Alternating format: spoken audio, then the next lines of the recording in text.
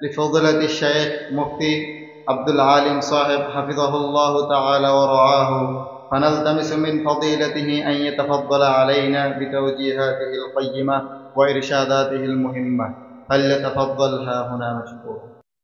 نحمده ونصلي على رسوله الكريم، أما بعد। আলহামদুলিল্লাহ, অনেক সুন্দর আয়োজন। আমাদের একটা কথা মনে রাখতে হবে, পৃথিবীতে মানুষের ব্যক্তি এবং সত্তার মূল্যায়ন হয় না, মূল্যায়ন হয় তার ভিতরের যোগ্যতা।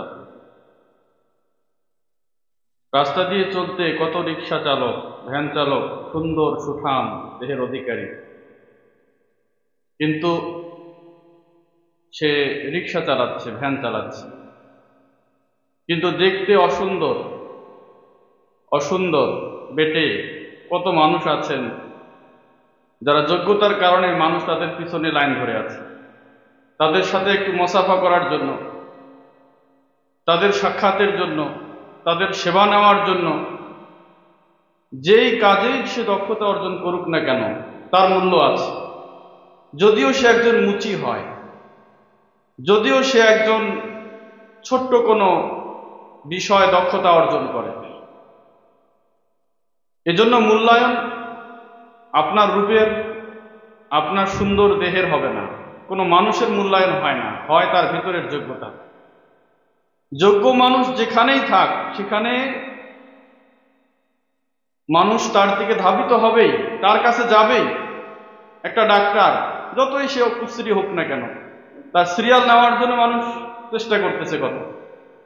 একজন বড় আলেম, দক্ষ আলেম, কত দক্ষ পৃথিবী বিখ্যাত আলেম আছেন, দেখতে সুন্দর নন, কিন্তু মানুষ তাদের সঙ্গে একটু মুসাফার জন্য কত চেষ্টা করে, তাদের সাক্ষাতের জন্য, তাদের দর্শনের জন্য।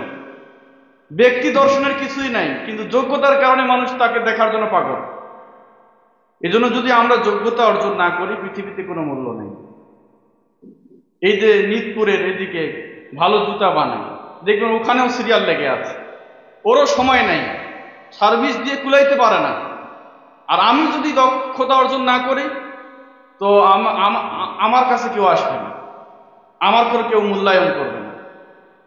পৃথিবীতে যদি আমি মূল্যায়িত হতে চাই, অবশ্যই অবশ্যই আমাকে দক্ষতা অর্জন করতে হবে। যে কোনো বিষয়, যে কোনো বিষয় আমার ভিতরে প্রতিভাকে জাগিয়ে তুলতে হবে, এর বিকল্প কিছু নাই।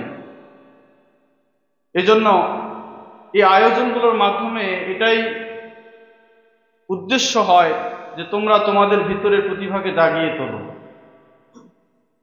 তোমার ভিতরে, প্রতিটা মানুষ তার ভিতরে কোনো না কোনো যোগ্যতা আছেই। অনর্থক পৃথিবীর কোনো কিছুই আল্লাহ সৃষ্টি করেননি, তোমাকে অনর্থক সৃষ্টি করেন। তুমি কেন হীনমন্যতায় ভুগছো? তো কি উসমানী সাহেব দামাত বরকাতুল আলিয়া তিনি বলেছেন, একটা নষ্ট ঘড়িও দুইবার সঠিক টাইম দেয়। ঘড়িটা নষ্ট হয়ে গেছে ঠিক 12টার কাটায় গিয়ে, ব্যাটারি নাই বা কোনো কারণবশত নষ্ট হয়ে গেছে, তো দিন 12টায় সঠিক টাইম দিবে, রাত 12টায়ও সঠিক টাইম দেয়।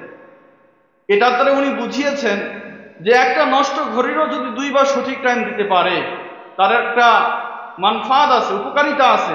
তাহলে আপনি আর আমি কি পৃথিবীতে বেকার এসেছি? আমি কি এই সমাজের বোঝা? কখনোই আমরা সমাজের বোঝা হতে চাই না। আমরা যোগ্যতা অর্জন করব, তাহলে পৃথিবী আমার পদচুম্বন করবে। আজকে যোগ্যদেরকে খুঁজে খুঁজে বের করা হচ্ছে, কোথায় যোগ্য ব্যক্তি আছে। এজন্য তোমাদের কাছে একটা আবেদন যে এই আয়োজনগুলোর মাধ্যমে তোমরা তোমাদের নিজের ভিতরে আগ্রহ সৃষ্টি করো, নিজের প্রতিভাকে জাগিয়ে তোলার চেষ্টা করো। আমরা নতুন নতুন মুখ দেখতে চাই। এখানে যে ছেলেটা এসে দাঁড়ায়, সে কোনো কিছু বলতে না পারলেও সে সফল, একদিক থেকে সফল, সে কিছুটা অর্জন করেছে। শ্রোতার কাতার থেকে তোমাকে বক্তার কাতারে আসতে হবে। কমপক্ষে ওই ছেলেটা তো এতটুকু করেছে, সে হয়তো ভালো কিছু বলতে পারেনি, কিন্তু এই মঞ্চে এসে দাঁড়িয়ে এতগুলো ছাত্রের সামনে, ওস্তাদদের সামনে এসে দু চারটা কথা তো বলতে পেরেছে। এজন্য সে খারাপ করলেও সে একদিক থেকে সফল। এই জন্য প্রতিটি ছাত্রের ভিতরে কমপক্ষে এই বিষয়টা আনতে হবে যে আমিও শুধু শ্রোতা নয়, শুধু উপভোগ নয়। এই যারা এখানে আজকে এসে কথা বললেন, যা কিছু করেছেন, এর পিছনে তাদের অনেক কষ্ট, শ্রম, মেহনত আছে, অবশ্যই আছে। আর আমি বসে বসে শুধু দর্শকের কাতারে থাকি, এটা উপভোগ করলাম, এটা কখনো আপনাকে সফলতা দেবে না। এটার মাধ্যমে আপনাকে শিক্ষা নিতে হবে, আমিও যেন এই কাতারে আসতে পারি। চেষ্টা করবো তো ইনশাআল্লাহ। আল্লাহ তাআলা আমাদের সকলকে তৌফিক দান করুন।